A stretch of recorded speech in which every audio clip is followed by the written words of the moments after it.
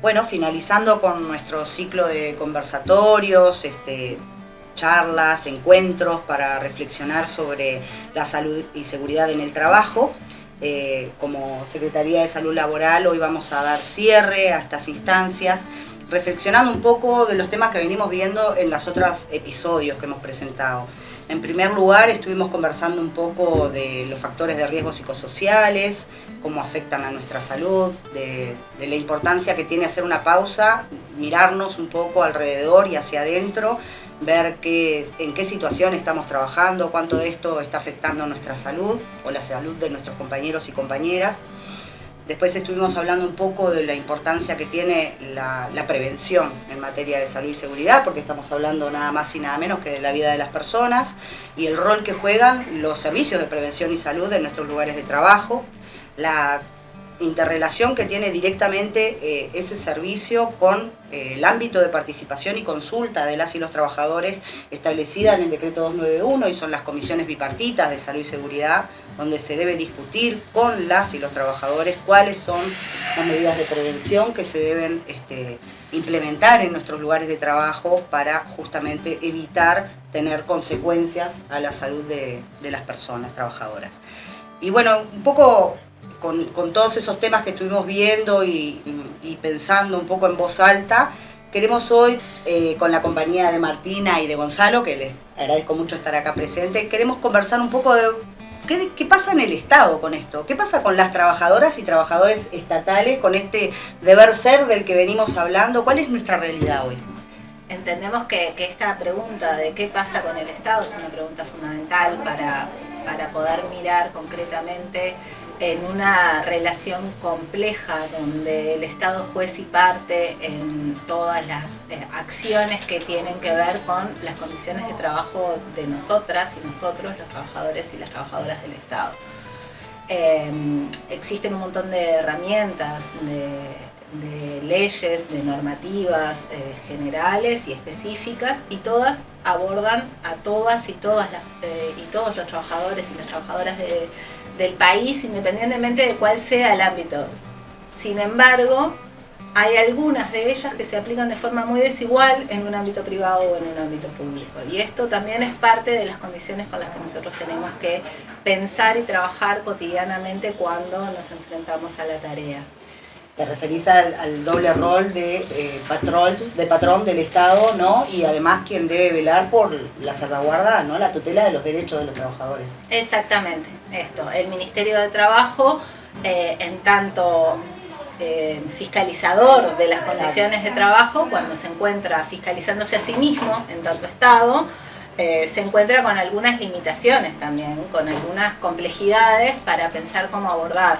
Ahí el tema de la inspección del trabajo se vuelve relevante en términos de qué cosas sí pueden y qué cosas no pueden hacer los inspectores de trabajo según la normativa. El nuevo decreto de inspección del trabajo refiere específicamente a que las condiciones generales sí se miran desde la inspección, pero aquellos aspectos, por ejemplo, de los riesgos psicosociales, vuelven a la competencia de cada uno de los incisos. Entonces, yo, trabajadora del Estado, que tuve una dificultad, que generé las herramientas a la interna de mi inciso y esas no pudieron o no dieron la respuesta adecuada, garantista que yo necesitaba para salvaguardar mi salud y mi seguridad de situaciones de violencia en el marco del trabajo, voy al Ministerio de Trabajo y eso vuelve al mismo lugar donde yo ya tuve una respuesta, que fue archívese. Al mismo organismo, digamos, involucrado en esa situación de violencia laboral. Exactamente. La normativa uruguaya habilita a identificar los peligros, evaluar los riesgos y minimizar las consecuencias de los accidentes, ¿verdad? Una buena política pública es la que genera ámbitos de participación, ¿no? Existe el decreto, el 291, ya está en los otros compañeros, ya lo habían dicho, ese ámbito de participación, ¿tá? En donde los trabajadores podemos participar en la organización del trabajo para así minimizar justamente esos riesgos. Lamentablemente son contados con los dedos de la mano los ministerios que conforman los ámbitos bipartitos. Y ahí hay un punto que suele ser relevante y es, ¿alcanza con conformar un ámbito bipartito? ¿O cómo funciona este ámbito bipartito? ¿Cuál es el alcance? ¿Qué calidad de interlocutores tengo yo en este ámbito bipartito? Hace a que esto efectivamente sea una herramienta de prevención y promoción de salud o que sea simplemente un acto declarativo que se realiza por cumplir.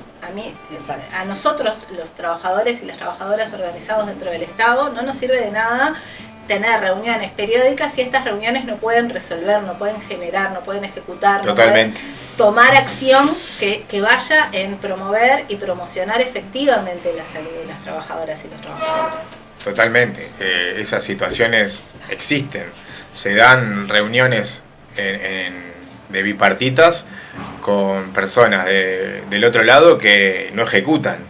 Que no tienen el poder de decisión. Que no tienen el poder de decisión. Nos pasa permanentemente todo el está en el tiempo. orden del día, pasan los meses y sigue estando el pendiente de resolución de temas que estamos hablando de involucramiento de la salud de las personas.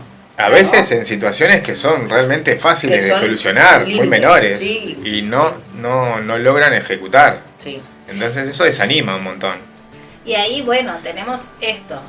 La herramienta existe, la herramienta es válida, la herramienta es buena, la herramienta entendemos que hay que defenderla y promoverla. Sin duda. Pero tenemos que pensar como trabajadores cuál es la estrategia que tenemos para potenciarla y para realmente llevarla a que accione y a que genere movimientos hacia la transformación de las condiciones reales de las personas. O sea, no puede ser un acto declarativo, no puede ser una cosa que me manda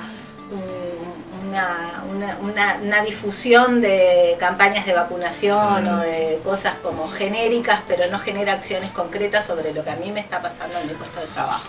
Totalmente. Primero, para mí, no va con exigir la situación individual en el pasillo al jerarca, sino exigir desde la organización. Exacto. ¿Está? Trascender la situación individual y pensar en qué de esto que me pasa a mí nos pasa a todos y cuáles son las situaciones que podemos o las propuestas que podemos generar en colectivo para que deje de pasarnos a todos, ¿no?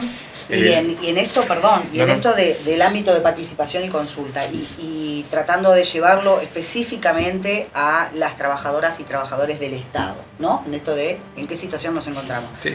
Si bien tenemos como en gran mayoría las dos situaciones, por un lado, o no existen los ámbitos creados y no están habiendo participación de los trabajadores en estos temas, como corresponde a la normativa vigente internacional y nacional, o bien son ámbitos que se constituyen, se convocan, siempre por supuesto que con mucha lucha y presión y activo movimiento y reclamo de los sindicatos, porque si no tampoco es que se dan per se, y los temas no se terminan de resolver nunca, ¿no? O siempre por H o por B, los temas se atrasan en el tiempo su resolución y permanecen sin soluciones, lo cual también es atenta contra la actividad gremial, ¿no? Ni que hablar. Sí. Y después a nivel de la tripartita de nuestro sector, que también decir, ¿no? Bueno, ¿qué ha pasado en estos últimos años? Recién se empezó a convocar la tripartita de salud de COFE en septiembre del año 2022, desde 2020. Desde 2019 no teníamos hasta recién en septiembre del 2022, y al día de hoy que continuamos intentando que desde la tripartita se consiga el relevamiento, ¿no?, oficial, más allá del diagnóstico que nosotros como organización sindical y confederación tenemos, de cómo están funcionando y si están funcionando o no y con qué frecuencia las bipartitas en los organismos, si contamos en todos los organismos con servicios de prevención y salud o no, cómo están instrumentados, si cuentan con el personal suficiente y qué medidas se están aplicando, cuál es su plan de prevención, etcétera. Sí. Claro, hablemos de eso también. Ahí, claro, eso iba un poco, que es esta cuestión de no alcanza con decir yo tengo constituido un servicio de prevención y salud. Existe en el organigrama. Existe en el organigrama, está en algún lugar.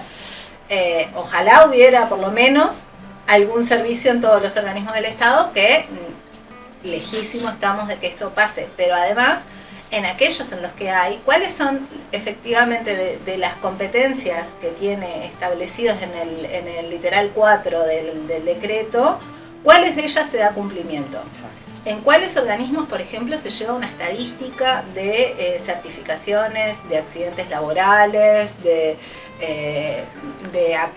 situaciones que requieren pensar para generar alguna acción de prevención. En cuáles organismos hay un plan presentado a la bipartita que pudo haber sido aprobado para generar acciones en conjunto acordadas con las organizaciones sindicales para pensar la salud. En cuáles organismos hay un protocolo de acción frente a los diferentes riesgos a los cuales los trabajadores nos vamos sometiendo. Trabajar no es salud, eso ya está clarísimo. Sí, claro. Al contrario, nos enferma, siempre tenemos riesgos, siempre estamos enfrentándonos a situaciones que exponen nuestra salud de alguna manera. Tener protocolos, tener líneas de qué hacer frente a los que yo ya sé que estos riesgos existen, es la única herramienta que podemos tener para controlar el impacto de que ese riesgo lleva. Sí, mirá que sin duda que si la conformación de las bipartitas son pocas, contadas con los dedos, los servicios de prevención y salud son menos, ¿tá? Porque requieren un médico en salud ocupacional, ¿tá?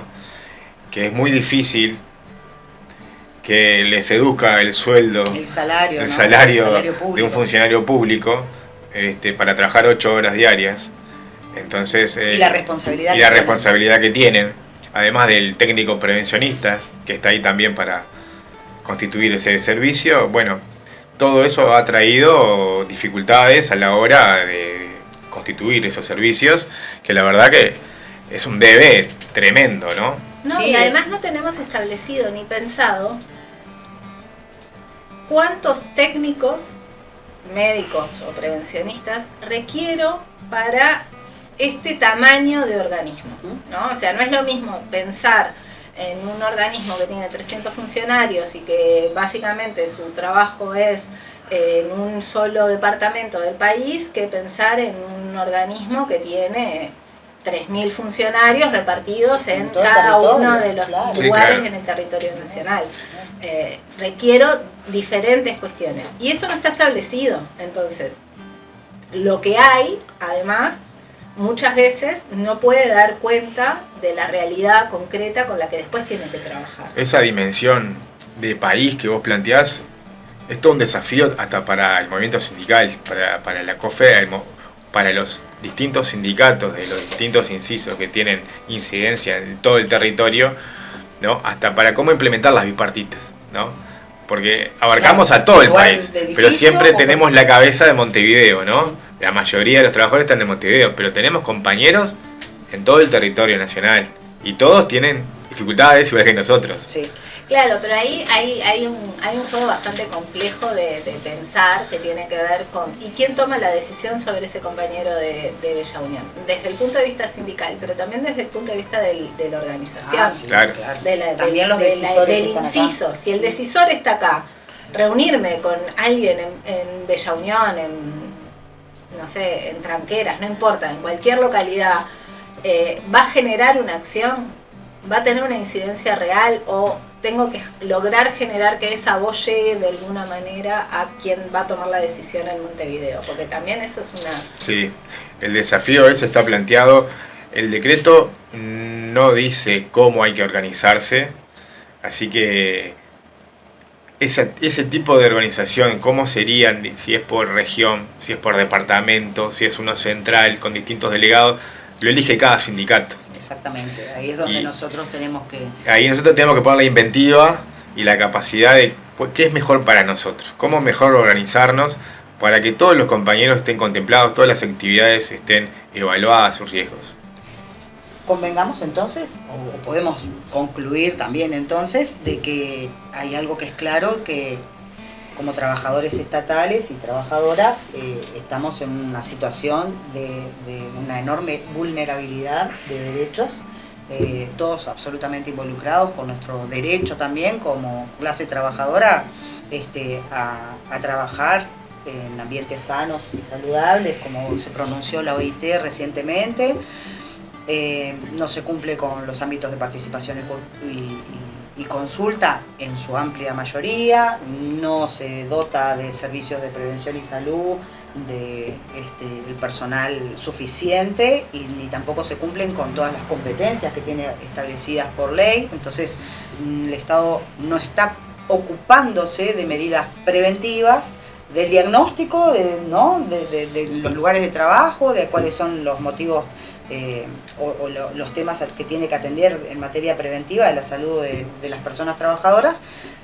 Por consiguiente, nosotros estamos en una situación de desamparo, pero además ahora el gobierno resolvió, ¿no?, que cuando estemos enfermos nos va a descontar de salario. En estas condiciones, ¿no?, cuando quedó claro también que el gobierno ni siquiera tiene la información concreta de cuál es el motivo por el cual se certifican las trabajadoras y trabajadores del Estado. No, hay toda una acción discursiva que va generando una idea de que las trabajadoras y los trabajadores del Estado nos certificamos por gusto, vamos a decirlo como con todas las letras que tenemos, que nos certificamos por gusto, que no queremos ir a trabajar y que por eso lo estamos haciendo, cuando en realidad el Estado debería de tener mínimamente las mismas exigencias que le pide el privado, ¿no? Porque acá estamos hablando de que el privado lo cumple y el Estado no, para poder prevenir y prever y poder tener una estadística mínima de saber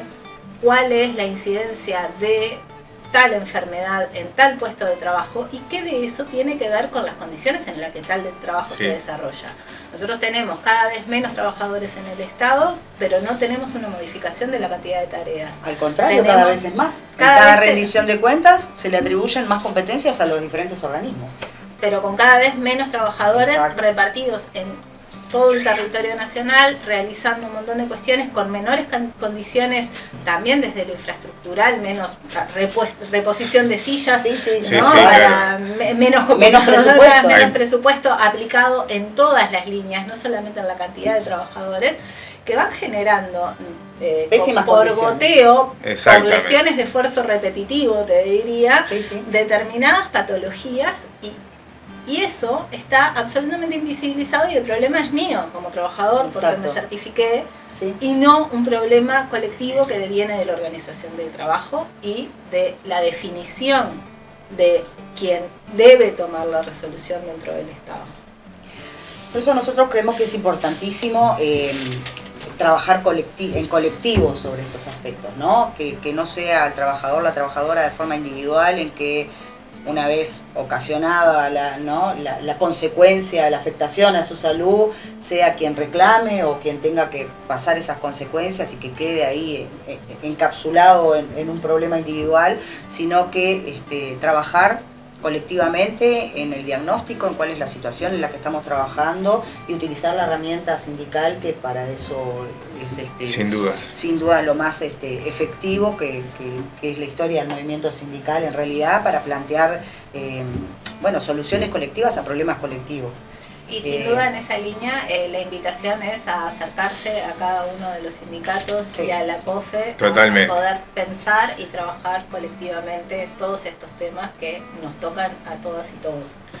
Exactamente. Y como sindicatos de nuestra confederación, invitarlos a sumarse también al trabajo de la Secretaría de Salud. Nos reunimos los días lunes a las 3 de la tarde y seguramente vamos a estar trabajando desde el punto de vista de la salud y seguridad, cuáles son los necesarios cambios que se necesitan a nivel legislativo, de normativa, o de todos los aspectos a revisar en el marco de lo que este año que es un año de elecciones, donde habrá un nuevo gobierno y COFE seguramente presentará cuáles son sus peticiones, y en ellas incluiremos las que tengan aspectos vinculados a la salud y seguridad en el trabajo. Así que por acá los estamos dejando en esta primera experiencia, que agradezco mucho a los compañeros, a Martina y a Gonzalo por participar como integrantes de la Secretaría de Salud. Y gracias a los compañeros que han hecho que esto sea posible. Exactamente, a Carlitos y a León, un saludo y muchísimas gracias.